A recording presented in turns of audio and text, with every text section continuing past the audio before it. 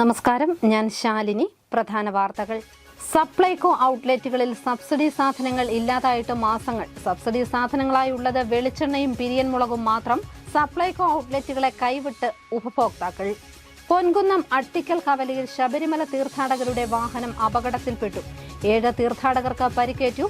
ഒരാളുടെ കാൽപാദം അറ്റുപോയി. അപകടത്തിൽപ്പെട്ടത് കർണാടക സ്വദേശികൾ. കോട്ടയത്തിന് പുതുവത്സര സമ്മാനം. പാസ്പോർട്ട് സേവാ കേന്ദ്രം വെള്ളിയാഴ്ച തുറക്കും. കെട്ടിടം 2 നിലയിൽ 14,000 ചതുരശ്ര അടി വിസ്തൃതിയിൽ. വാർത്തകൾ വിശദമായി. സബ്സിഡി സാധനങ്ങൾ ഇല്ലാത്തതിനാൽ സപ്ലൈകോ ഔട്ട്ലെറ്റുകളെ ഉപഭോക്താക്കൾ കൈവിടുന്നു. 3 മാസത്തോളമായി സാധനങ്ങൾക്ക് ക്ഷാമമുണ്ടായിട്ട്.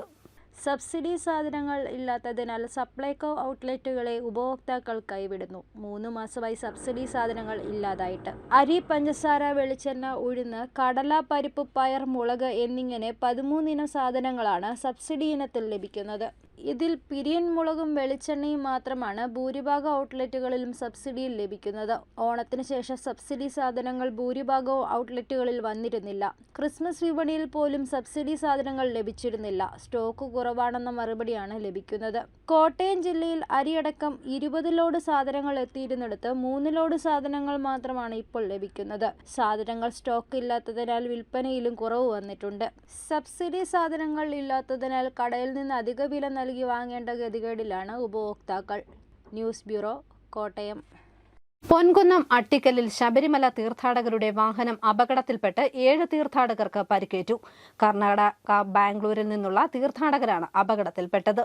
പുനലൂർ മൂവാറ്റുപുഴ സംസ്ഥാന പാതയിൽ പൊൻകുന്നം അട്ടിക്കൽ കവലയിൽ ശബരിമല തീർത്ഥാടകരുടെ വാഹനം അപകടത്തിൽപ്പെട്ട് 7 തീർത്ഥാടകർക്ക് പരിക്കേറ്റു. കർണാടകയിൽ നിന്നുള്ള തീർത്ഥാടകരാണ് അപകടത്തിൽപ്പെട്ടത്. ശബരിമലയിലേക്ക് പോകുകയായിരുന്നു സംഘം. ഡ്രൈവർ ഉറങ്ങിപ്പോയതാണ് അപകടത്തിന് ഇടയാക്കിയതെന്നാണ് നിഗമനം. വേഗതയിലെത്തിയ വാഹനം നിയന്ത്രണം വിട്ട് റോഡരികിലെ സ്ലാബിൽ കയറിയ ശേഷം മറിയുകയായിരുന്നു. വാഹനത്തിന്റെ മുൻവശം ഇടതുഭാഗം പൂർണ്ണമായും തകർന്നുപോയി. ഇവിടെയിരുന്ന യാത്രക്കാരന്റെ കാൽപാദം അറ്റുമാറി. 12 പേരായിരുന്നു ഉണ്ടായിരുന്നത്. ഭൂരിഭാഗം പേർക്കും കാലിനാണ് പരിക്കേറ്റത്. പൊൻകുന്നം പോലീസും ഫയർഫോഴ്സും നാട്ടുകാരും ചേർന്ന് രക്ഷാപ്രവർത്തനം നടത്തി. പരിക്കേറ്റവർ കോട്ടയം മെഡിക്കൽ കോളേജ് ആശുപത്രിയിൽ ചികിത്സയിലാണ്. News bureau, Ponkunnam. കോട്ടയത്തിന് പുതുവത്സര സമ്മാനമായി പാസ്പോർട്ട് സേവാ കേന്ദ്രം തുറക്കുന്നു. വെള്ളിയാഴ്ച വൈകുന്നേരം 3 മണിക്ക് കേന്ദ്രമന്ത്രി വി മുരളീധരൻ സേവാ കേന്ദ്രം നാടിന് സമർപ്പിക്കും. കാത്തിരിപ്പിന് വിരാമമിട്ട് കോട്ടയം പാസ്പോർട്ട് സേവാ കേന്ദ്രം വെള്ളിയാഴ്ച തുറക്കും. വൈകിട്ട് 3-ന് കേന്ദ്രമന്ത്രി വി മുരളീധരൻ ഉദ്ഘാടനം ചെയ്യും. TB റോഡിൽ KSRTCക്ക് സമീപം പൊതുമരാമത്ത് റെസ്റ്റ് ഹൌസിന് എതിർവശത്തായി ഒലിവ് ബിൽഡിംഗിലാണ് ആധുനിക സൗകര്യങ്ങളോട് കൂടിയ കേന്ദ്രം തുറക്കുന്നത്. 2 നിലകളിലായി 14,000 ചതുരശ്ര അടി വിസ്തീർണമുണ്ട് കെട്ടിടത്തിന്. പാസ്പോർട്ട് എടുക്കാൻ വരുന്നവർക്ക് ഒരു നിലയിൽ തന്നെ എല്ലാ ക്രമീകരണവും ഏർപ്പെടുത്തിയിട്ടുണ്ട്. പ്രായമായവർക്കും ഭിന്നശേഷിക്കാർക്കും സൗകര്യപ്രദമായ നിലയിലാണ് ഓഫീസ് സജ്ജീകരിച്ചിരിക്കുന്നത്. 3 ഘട്ടങ്ങളായാണ് രേഖകളുടെ പരിശോധന നടത്തുക. നാഗമ്പടത്ത് പ്രവർത്തിച്ചിരുന്ന പാസ്പോർട്ട് ഓഫീസ് കഴിഞ്ഞ വർഷം ഫെബ്രുവരി 16-നാണ് അടച്ചത്. തോമസ് ചാഴിക്കാടൻ MPയുടെ പരിശ്രമ ഫലമായാണ് പുതിയ ഓഫീസ് തുറക്കുന്നത്. News bureau, Kottayam. LDFിൽ ജോസ് കെ മാണിയും കൂട്ടരും അസംതൃപ്തരാണെന്നും UDFിലേക്ക് മടങ്ങിവരാൻ അവർക്ക് ആഗ്രഹമുണ്ടെങ്കിൽ അവരെ സ്വാഗതം ചെയ്യുന്നുവെന്നും അക്കാര്യം ചർച്ച ചെയ്യുമെന്നും UDF കൺവീനർ MM ഹസൻ. നിലവിൽ കോട്ടയം ലോക്സഭാ സീറ്റ് കേരള കോൺഗ്രസിന്റേതാണ്. ജനുവരി 25-ന് ലോക്സഭാ സീറ്റുകൾ സംബന്ധിച്ച് ചർച്ച ആരംഭിക്കും. കൂടുതൽ സീറ്റുകൾ വേണമെന്ന മുസ്ലിം ലീഗിന്റെ ആവശ്യം ചർച്ച ചെയ്യുമെന്നും MM ഹസൻ പറഞ്ഞു. UDFിന്റെ സംസ്ഥാന ഏകോപന സമിതി യോഗമായി. ആ യോഗത്തിന്റെ തീരുമാനങ്ങൾ വിശദീകരിച്ചപ്പോൾ ഞാൻ പത്രലേഖകരോട് പറഞ്ഞതാണ്, ഞങ്ങള് സീറ്റ് വിഭജനം ഉൾപ്പെടെയുള്ള കാര്യങ്ങൾ ചർച്ച തുടങ്ങുക ഈ ജനുവരി 25-ന് തുടങ്ങും എന്ന് പറഞ്ഞു. അപ്പം ഒരു കക്ഷിയും ഔദ്യോഗികമായി ഈ സീറ്റ് വിഭജന ചർച്ച തുടങ്ങുമ്പോൾ തന്നെ അറിയാൻ പറ്റും അവരുടെ അവകാശവാദങ്ങൾ. അങ്ങനെ അവകാശവാദം വന്നാൽ അത് ഞങ്ങൾ ചർച്ച ചെയ്ത് തീർച്ചയായിട്ടും അതിനൊക്കെ രമ്യമായ രീതിയിൽ തന്നെ ഒരു പരിഹാരം ഉണ്ടാക്കാൻ കഴിയുന്ന ഒരു വളരെ വളരെ നല്ല ഒരു സൗഹൃദ ബന്ധമാണ് ഇപ്പോൾ ഘടകകക്ഷികളുമായി UDFിൽ ഞങ്ങളെല്ലാം പുലർത്തുന്നത്. അതുകൊണ്ട് ഒരു പ്രശ്നമായിട്ട് വരില്ല. നാഷണൽ പെർമിറ്റ് ലോറിയിൽ നിന്നും ഇരുമ്പ് ഗർഡറുകൾ കെട്ടഴിഞ്ഞ് റോഡിലേക്ക് വീണത് പരിഭ്രാന്തി പരത്തി. പാലാ ബൈപ്പാസ് റോഡിലാണ് അപകടമുണ്ടായത്. ഈ സമയം റോഡിൽ മറ്റു വണ്ടികൾ ഇല്ലാതിരുന്നതിനാൽ വൻ ദുരന്തം ഒഴിവായി. കോട്ടയത്ത് നിന്നും തൊടുപുഴയിലേക്ക് കൊണ്ടുപോകുകയായിരുന്ന ഇരുമ്പ് ഗർഡറുകളാണ് പാലാ ബൈപ്പാസ് റോഡിൽ RV ജംഗ്ഷനിൽ റോഡിലേക്ക് വീണത്. 10 ടണ്ണോളം വരുന്ന ഗർഡറുകൾ ചിതറി വീഴുമ്പോൾ തൊട്ടുപിന്നിൽ വാഹനങ്ങളൊന്നുമില്ലാതിരുന്നത് മൂലം വൻ അപകടം ഒഴിവായി. പിന്നാലെ എത്തിയ ബൈക്ക് യാത്രികൻ ലോറിയിൽ നിന്നും ഗർഡറുകൾ വീഴുന്നത് കണ്ട് വാഹനം വെട്ടിച്ചുമാറ്റി ഒതുക്കി നിർത്തുകയും ചെയ്തു. കയറ്റം കയറുന്നതിനിടയിൽ കെട്ടഴിയുകയും ലോറിയുടെ പിൻഭാഗത്തെ ഡോറിന്റെ ചെയിൻ പൊട്ടുകയും ചെയ്തതോടെയാണ് 10 ടണ്ണോളം ഇരുമ്പു സാമഗ്രികൾ റോഡിൽ നിരന്നു വീണത്. ഹൈവേ പോലീസ് സ്ഥലത്തെത്തി മേൽ നടപടികൾ സ്വീകരിച്ചു. ലോഡിംഗ് തൊഴിലാളികളെത്തി ഗർഡറുകൾ തിരികെ കയറ്റിയതോടെയാണ് ഗതാഗതം പുനഃസ്ഥാപിക്കപ്പെട്ടത്. News bureau, Pala. BJP കർഷക മോർച്ചയുടെ നേതൃത്വത്തിൽ വാഴൂർ പഞ്ചായത്ത് ഓഫീസിലേക്ക് കർഷക മാർച്ച് നടത്തി. പശുവിനെയും കൊണ്ടാണ് കർഷകർ എത്തിയത്. വാഴൂർ തേക്കാനം മൃഗാശുപത്രിയിൽ സ്ഥിരം വെറ്ററിനറി സർജനെ നിയമിക്കുക, ക്ഷീരകർഷകർക്ക് മുടങ്ങിക്കിടക്കുന്ന ഇൻസെന്റീവ് ഉടൻ തന്നെ വിതരണം ചെയ്യുക, മൃഗാശുപത്രിയിൽ ആവശ്യത്തിന് മരുന്നുകൾ എത്തിക്കുക എന്നീ ആവശ്യങ്ങൾ ഉന്നയിച്ചായിരുന്നു കർഷകർ പശുവിനെയും കൊണ്ട് പഞ്ചായത്തിലേക്ക് മാർച്ച് നടത്തിയത്.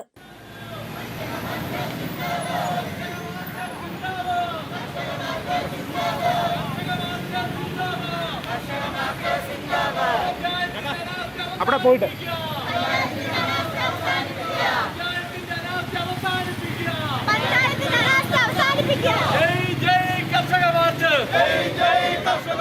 പ്രതിഷേധ മാർച്ച് BJP മധ്യമേഖലാ വൈസ് പ്രസിഡന്റ് VN മനോജ് ഉദ്ഘാടനം ചെയ്തു. Karshaka Morcha Vazhoor panchayat committee president KV Prasannakumar അധ്യക്ഷനായി. മധ്യമേഖലാ president N Hari, BJP Vazhoor panchayat committee president K Harikumar, KS Binu, Biju Paingolil തുടങ്ങിയവർ പങ്കെടുത്തു. ER Prasannakumar, V Biju, Laji Binu, Saji KK, Manoj Vadakara, KK Haridas, Aji എന്നിവർ നേതൃത്വം നൽകി. News bureau, Ponkunnam. Ponkunnam Shreyas public സ്കൂളിന്റെ രജത ജൂബിലി ആഘോഷങ്ങൾക്ക് തുടക്കം. ഇതിന്റെ ഭാഗമായുള്ള കലാപരിപാടികളിൽ നിറഞ്ഞ പങ്കാളിത്തം കാണപ്പെട്ടു. പൊൻകുന്നം ശ്രേയസ് പബ്ലിക് സ്കൂളിന്റെ രജത ജൂബിലി ആഘോഷങ്ങൾക്ക് തുടക്കമായി. ആഘോഷങ്ങളുടെ ഭാഗമായുള്ള കലാപരിപാടികൾ Chirakkadavu panchayat president advocate CR Sreekumar ഉദ്ഘാടനം ചെയ്തു. അലുമിനി അസോസിയേഷന്റെയും രക്ഷിതാക്കളുടെയും നേതൃത്വത്തിൽ നടന്ന കലാപരിപാടികളിൽ നിറഞ്ഞ പങ്കാളിത്തമുണ്ടായിരുന്നു. ഗ്രൂപ്പ് ഇനങ്ങളാണ് കൂടുതലും അരങ്ങേറിയത്. കാളിയമർദ്ദനം ഏറെ ശ്രദ്ധ നേടി.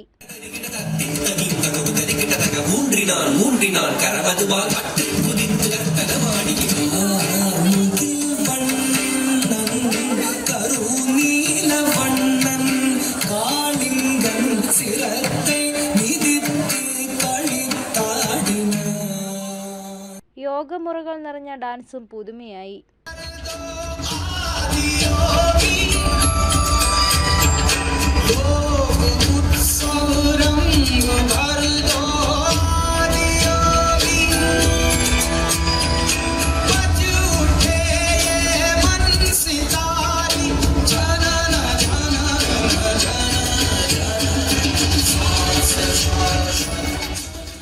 ഫോണിന്റെ ദുരുപയോഗം തുറന്നു കാട്ടുന്ന മൈമും പ്രശംസ പിടിച്ചുപറ്റി.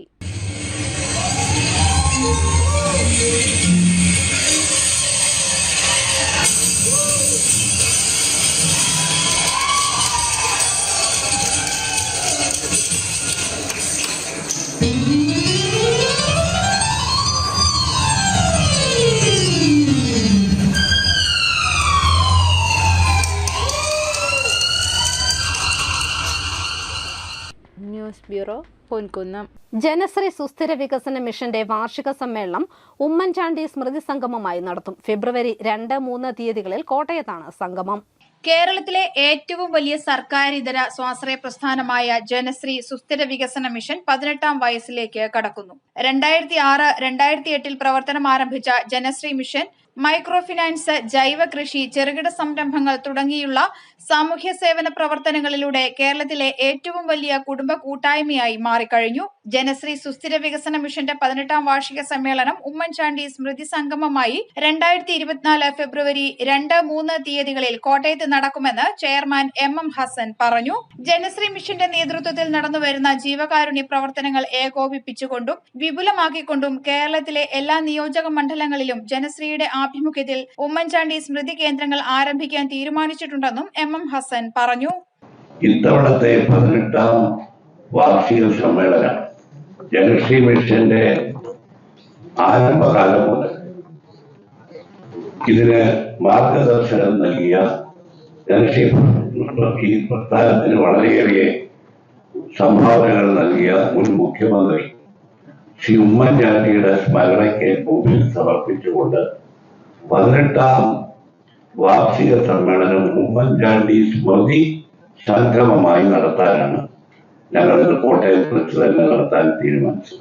സമിതി കേന്ദ്രങ്ങളുടെ പ്രവർത്തനത്തിന്റെ രൂപരേഖ സമ്മേളനം പ്രഖ്യാപിക്കും. കോട്ടയത്ത് നടക്കുന്ന ജനശ്രീ വാർഷിക സമ്മേളനത്തിൽ ഉമ്മൻചാണ്ടി സ്മൃതി കേന്ദ്രങ്ങളുടെ സംസ്ഥാനതല ഉദ്ഘാടനവും നടക്കുമെന്നും ഭാരവാഹികൾ അറിയിച്ചു.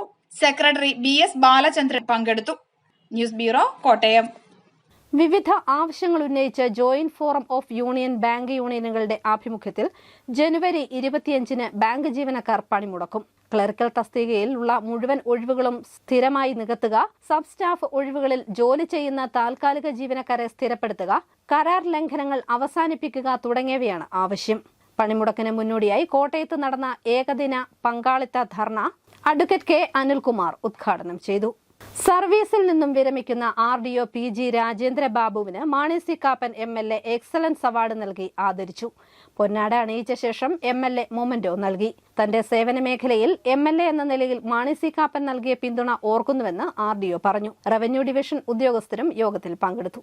അറിയിപ്പ്: LBSന്റെ പാമ്പാടി ഉപകേന്ദ്രത്തിൽ ആരംഭിച്ച 4 മാസത്തെ data entry office and automation കോഴ്സിലേക്കുള്ള ഒഴിവിലേക്ക് അപേക്ഷ ക്ഷണിച്ചു. SSLC യോഗ്യതയുള്ളവർക്ക് അപേക്ഷിക്കാം. ഫോൺ 9895041706.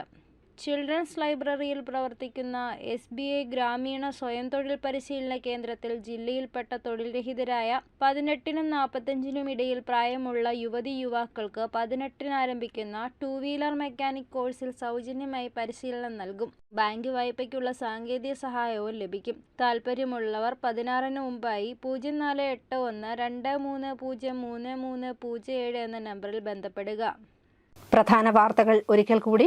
സപ്ലൈകോ ഔട്ട്ലെറ്റുകളിൽ സബ്സിഡി സാധനങ്ങൾ ഇല്ലാതായിട്ട് മാസങ്ങൾ. സബ്സിഡി സാധനങ്ങളായി ഉള്ളത് വെളിച്ചെണ്ണയും പിരിയൻ മുളകും മാത്രം. സപ്ലൈകോ ഔട്ട്ലെറ്റുകളെ കൈവിട്ട് ഉപഭോക്താക്കൾ.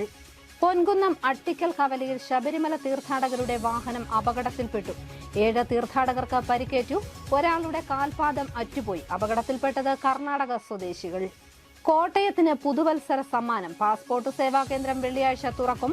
കെട്ടിടം 2 നിലയിൽ 14,000 ചതുരശ്ര അടി വിസ്തൃതിയിൽ. ഈ ബുള്ളറ്റിൻ പൂർണ്ണമാകുന്നു. നമസ്കാരം.